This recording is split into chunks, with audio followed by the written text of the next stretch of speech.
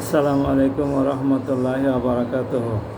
আমার সম্মানিত দর্শক শ্রোতা ভাই এবং বোনেরা, আমি আপনাদের খেদমতে এখন ইবনে মাজাহ শরীফের 4019, বাইহাকি শরীফের 10,550 এবং সহিহ তারগিব শরীফের 759 নম্বর একটি ছোট হাদিস পেশ করে শোনাবো ইনশাআল্লাহ। বিসমিল্লাহির রহমানির রহিম। হযরত আবদুল্লাহ বিন উমর রাদিয়াল্লাহু আনহু বলেন, রাসূলুল্লাহ সাল্লাল্লাহু আলাইহি সাল্লাম বলেছেন, এবং যতক্ষণ পর্যন্ত তাদের নেতারা, শাসক গোষ্ঠী ও ইমামগণ আল্লাহর কিতাব অনুযায়ী বিধান ও ফয়সালা না দেয় এবং আল্লাহ যা অবতীর্ণ করেছেন তা বরণ না করে, ততক্ষণ পর্যন্ত আল্লাহ তাদের মাঝে গৃহযুদ্ধ বহাল রাখেন। আর আল্লাহর কিতাব অনুযায়ী, বিধান অনুযায়ী বিচার ফয়সালা না করলে, সিদ্ধান্ত না দিলে আল্লাহ পাক সেই সম্প্রদায়ের প্রতি গৃহযুদ্ধ নাজিল করেন। তার মানে ওই সম্প্রদায়কে গৃহযুদ্ধে লিপ্ত রাখেন, ওই সম্প্রদায়ের মধ্যে গৃহযুদ্ধের দামামা জ্বালিয়ে দেন। আমাদের মুসলিম দেশসমূহের মধ্যে আজকে নানান রকমের গৃহযুদ্ধ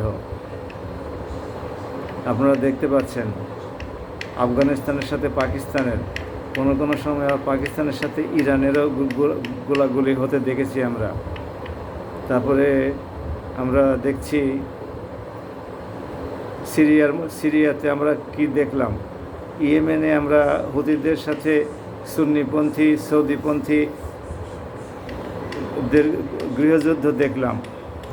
সাম্প্রতিককালে সুদানের একটি শহর বিদ্রোহীরা দখল করে নিয়েছে।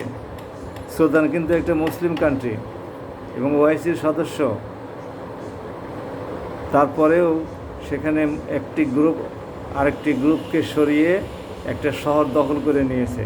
এখন সরকারি বাহিনী সেই শহর আবার পুনর্দখল করতে গেলেই তো হানাহানি সৃষ্টি হবে, মৃত্যুর ঘটনা ঘটবে, খুনাখুনি হবে ইত্যাদি।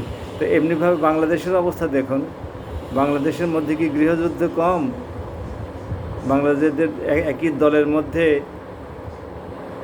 আন্তঃদলীয় কোন দলে কত মানুষ নিহত হয়, আবার বিভিন্ন দলের মধ্যে সংঘর্ষ হয়েও মানুষ নিহত হয়। সব দলই তাদেরকে শহীদ হিসেবে ঘোষণা করে। তো এগুলো তো গৃহযুদ্ধেরই নামান্তর।